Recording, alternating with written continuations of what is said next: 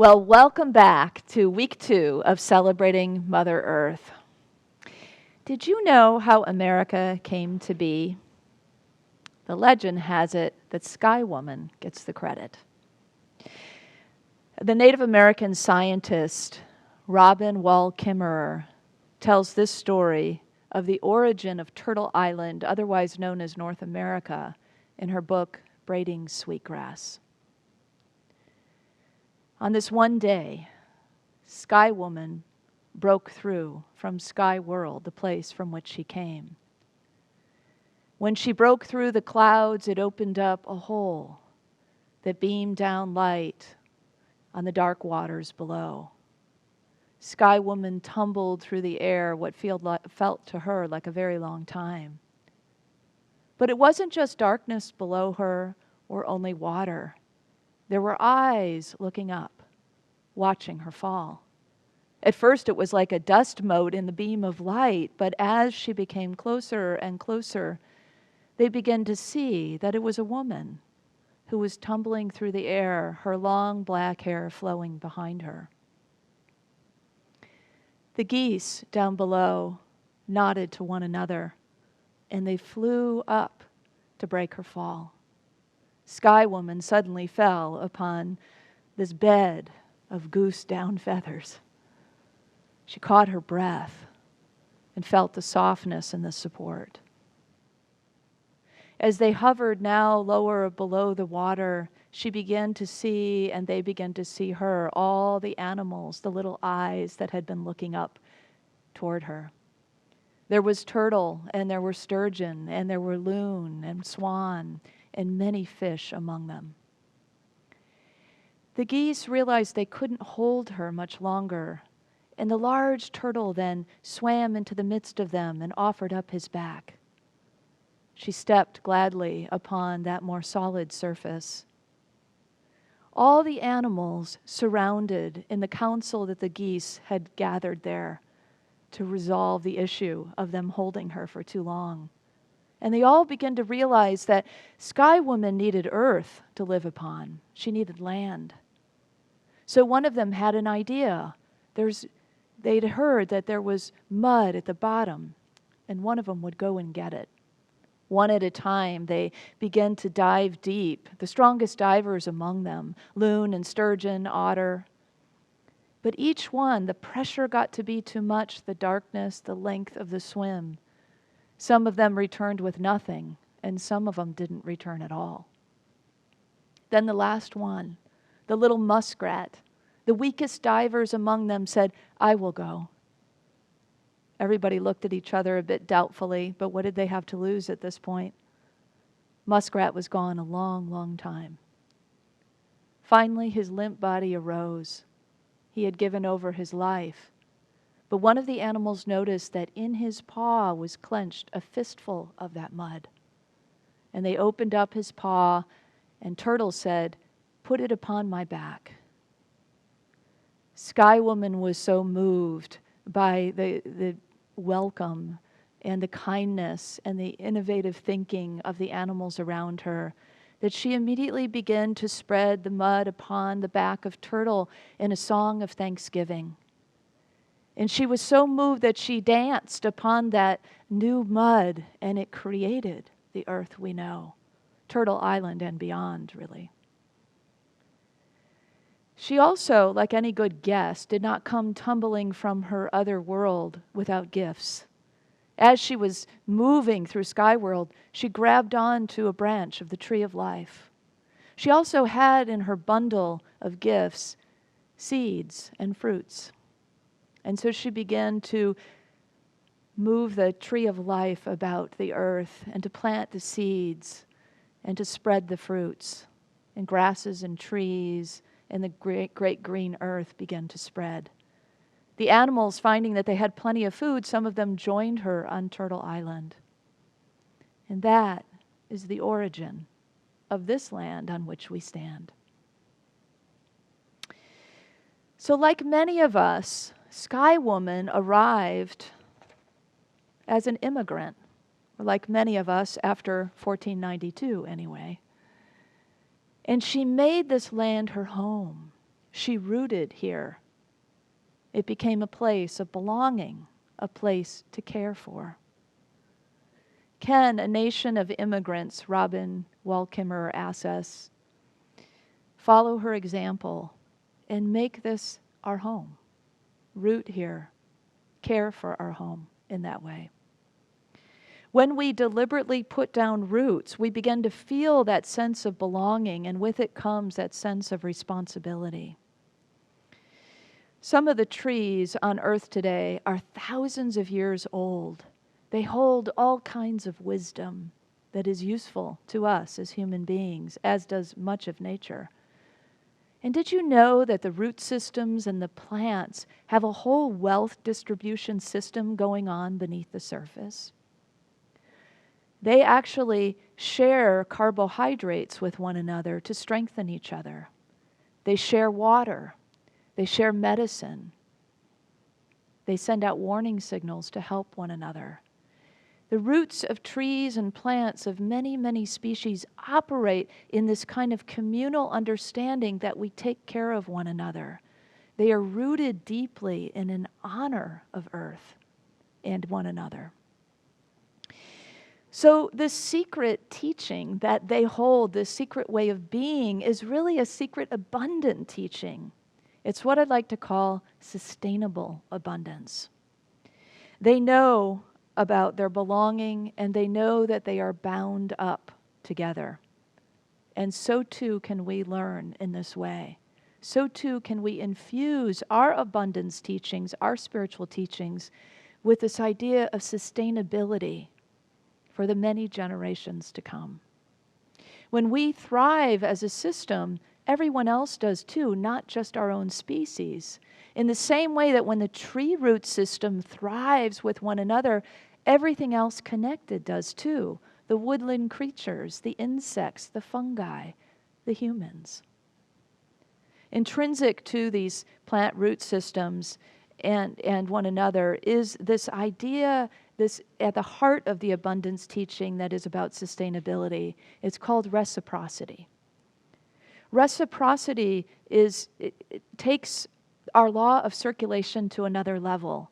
You know, we often use the law of circulation in our abundance teachings. As we give, so we receive. We understand that the giving nature allows us to receive our abundance, and we trust in faith in that. Reciprocity puts the emphasis on the relationships and the mutual benefits.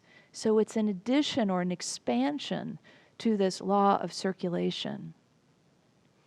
It focuses on our interdependence, on knowing that we are part of this greater system of abundance. It's not just about our own personal gain, which is basically Abundance 101, right? Abundance 101 is that we learn, okay, if I give, I receive, and so I will personally prosper.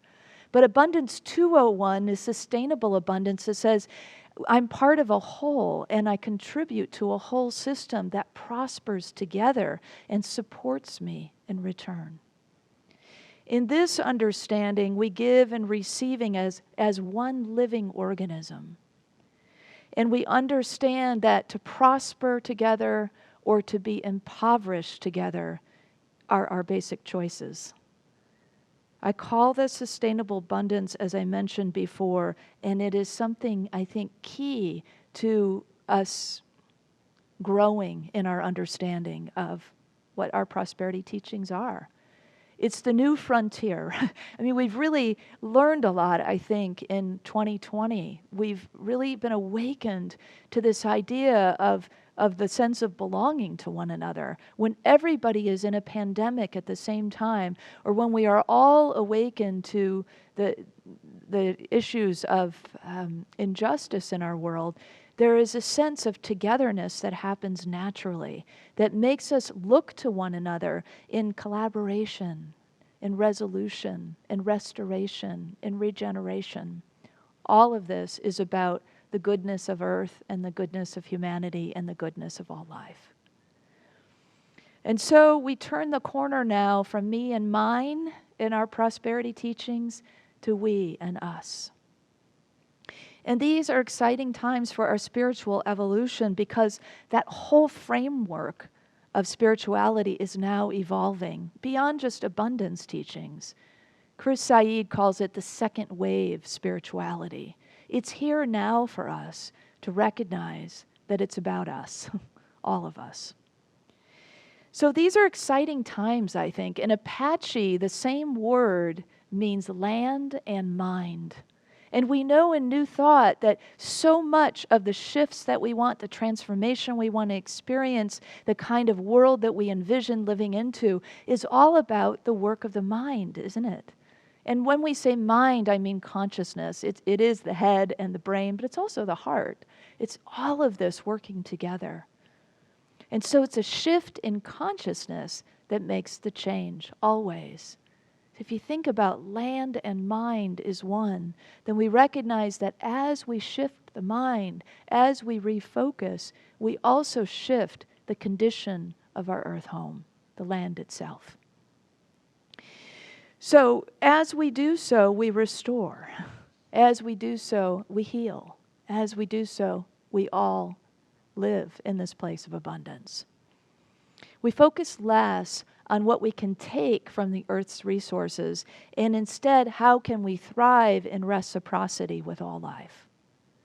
The spiritual laws of abundance work in both ways. So we know as we give, we receive. Also, we know as we receive, we give. It's a constant cycle, isn't it?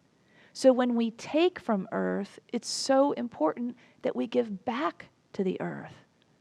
Otherwise, we've broken the law. We're not using the law for good. So it can be so simple. For example, when you're picking flowers, let's say you're out picking wildflowers or flowers from your own lawn or these beautiful roses that, Charlene, they did come from our front area of Unity to bless us this morning.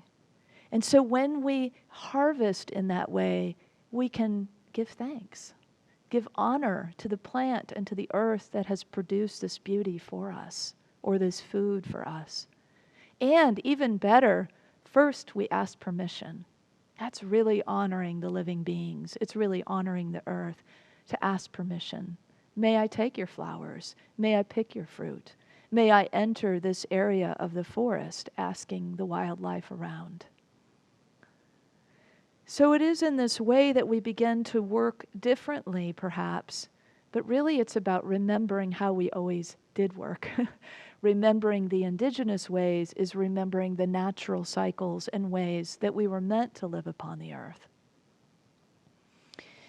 Years ago, I was in Peru with a group, and we were hiking past a group of men. They were working really hard in the hot sun. And my very compassionate friend, Mary, ran immediately over to them to offer them some water from her water bottle. One of the men greatly received the bottle. He didn't speak much English, and she didn't speak much Spanish, so there wasn't a communication of words. There was a communication of demonstration, of actions, of body language, of ritual. Before the man drank, he gave some of the water to the earth in a prayer of action, and then he drank. I've never forgotten that. In fact, that group, we've talked about it over the years. That moment that moved us all, that inspired us all, that made us realize that giving back is part of the receiving cycle. Reciprocity is the key to experiencing abundance in this new era of spirituality. So 4 years ago, when we moved here, we began to plant a garden in the backyard. It's super fun to garden in California versus back in the Midwest, which was fun, but so seasonal. And so you had to start over every spring. But here things just keep on growing and keep on growing, which is always amazing to me. So we started with this idea we could actually grow strawberries in our backyard. We had one plant. We couldn't wait for it to produce strawberries. I just read recently that 99% of gardening is impatience, or patience, not impatience. But I felt like the impatient one, like standing over the bush, grow, grow, grow, so we can eat your strawberries. But there were none the first year. And the next year, there were a few, not great. Now we're in our 4th year, and this is our harvest. There's a picture here. And it's been more than that, actually. That's one day's harvest. So there is this experience of joy and gratitude for our garden. And you see the boy there eating the strawberry. It's part of the reciprocity that happens, even just picking the fruit, enjoying the fruit, dispersing the fruit is a way of giving back to the earth. So if we just do it with that consciousness, imagine what our harvest could be next year when we eat with joy and enthusiasm and gratitude for what has been produced. We give back consciousness, not just actions. Kimmerer says that the genes of a strawberry plant for making yumminess, the highest level of those genes, they get perpetuated. They're passed on to ensuing generations with a higher frequency than those with inferior fruit. That mother strawberry plant that we planted has created 10 baby plants in 4 years, and they're all producing and flourishing. And there's a sense that when we pick the fruit, we give strength back to that particular plant. It's science and it's spirituality married together. She goes on to make the point that when a species or a culture acts with this same kind of reciprocity, it passes on the genes with this higher level of vibration. And this higher frequency of vibration that we pass on with this idea of reciprocity then breeds a whole nother generation that is not about destruction, that is not about the consciousness of scarcity or the consciousness of domination, but one of gratitude and reciprocity. Like those strawberry plants and that experience of gardening with our goddaughter Grace, which is who we planted with, we can pass on the consciousness of reciprocity as we plant, and it will last for many generations into the future, maybe infinitely so.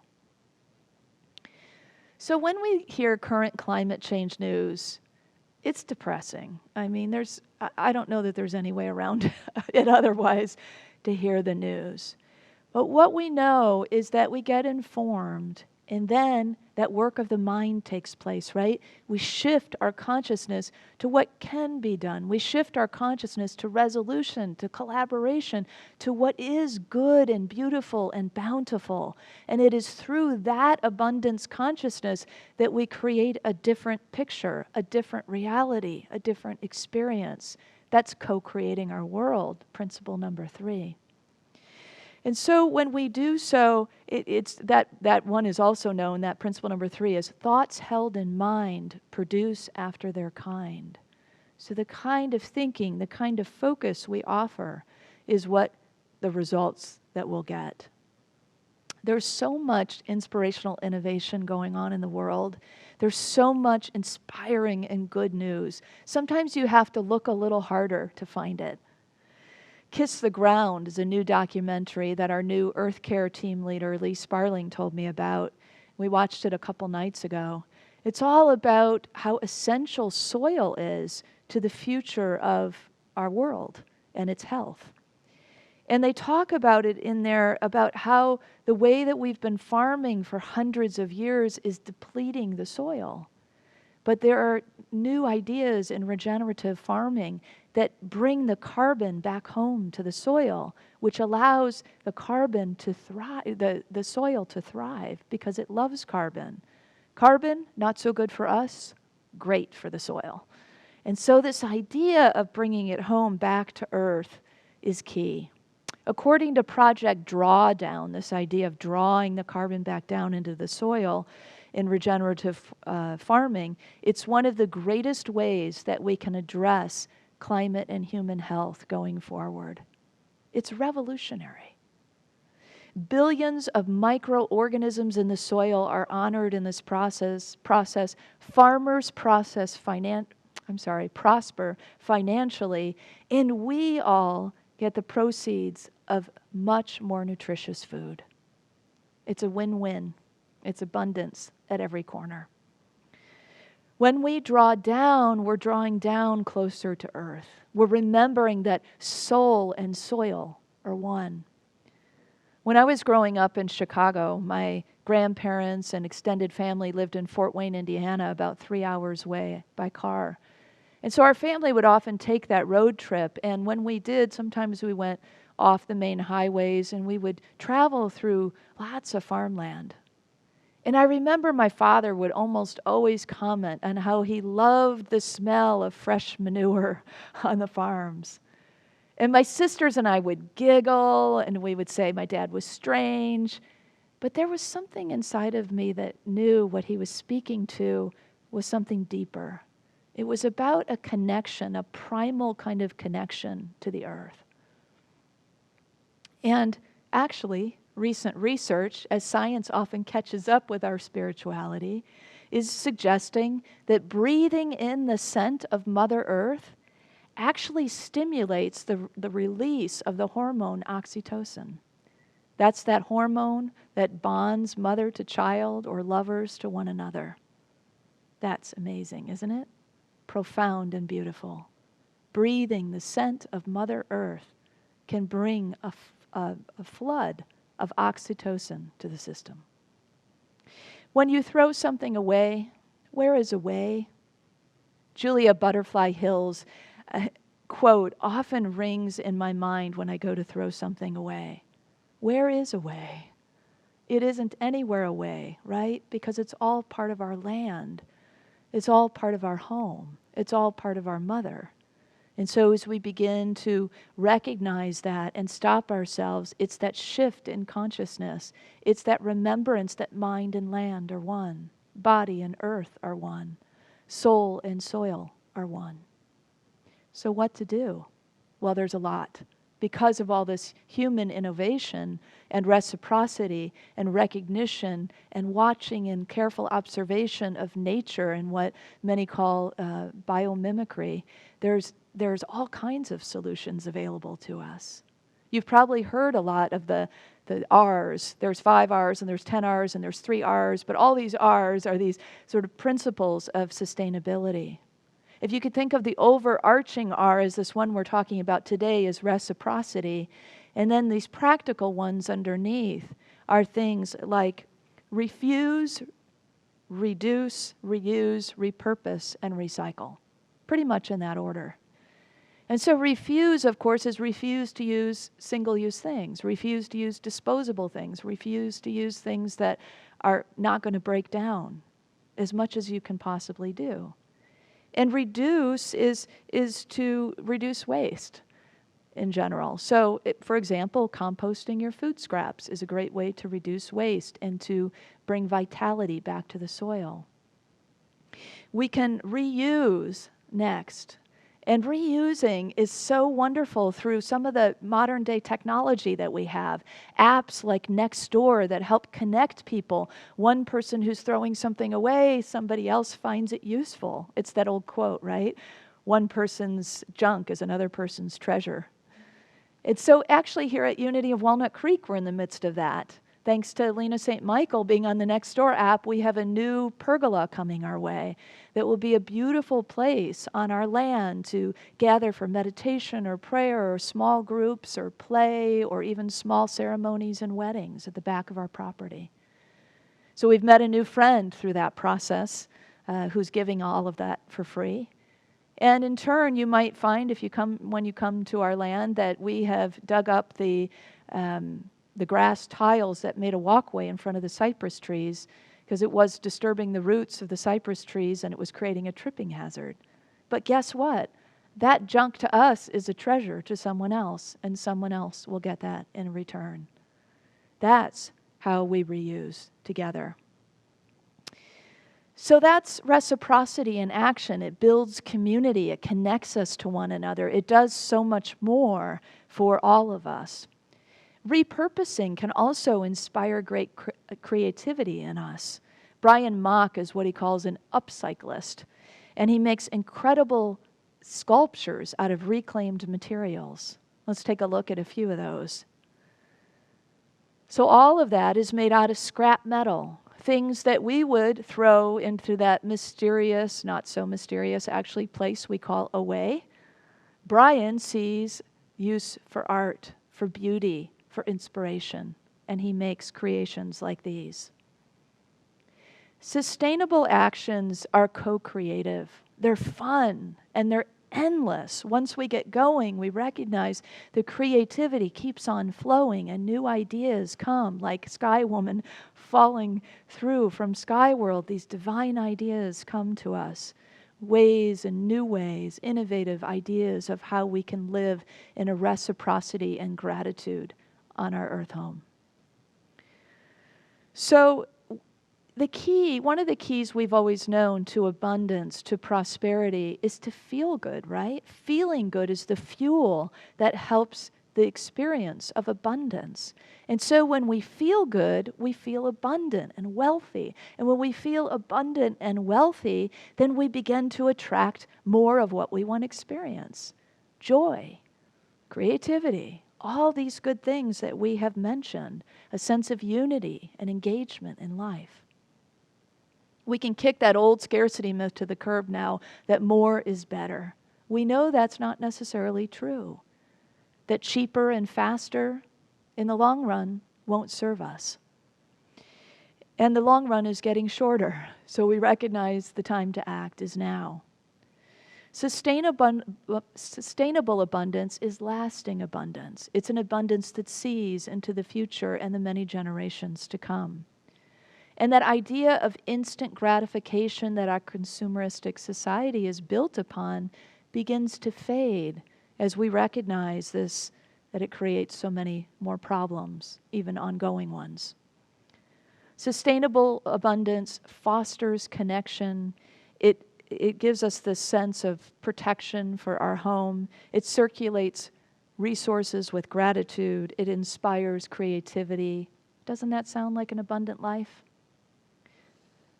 Our origins are rooted in this land of abundant life. Kimmerer asks us, can we absorb this idea, this story of Sky Woman and make it our own so that it's not some artifact of the past, but it provides instructions for our future? Sky Woman arrives, you might have noticed in the visual we provided, pregnant. She's carrying life. She's carrying possibility. And so if we too could emulate her in the sense that we recognize we're carrying the preciousness of life with us, the possibilities of future, and the moment, it's really not just about future, it's the now, right? It's what is here now for us. If we carry that with that sense of preciousness, if we carry it with a sense of responsibility, and then maybe we'll finally root here on Turtle Island, make it our own home, belong, and care for it naturally.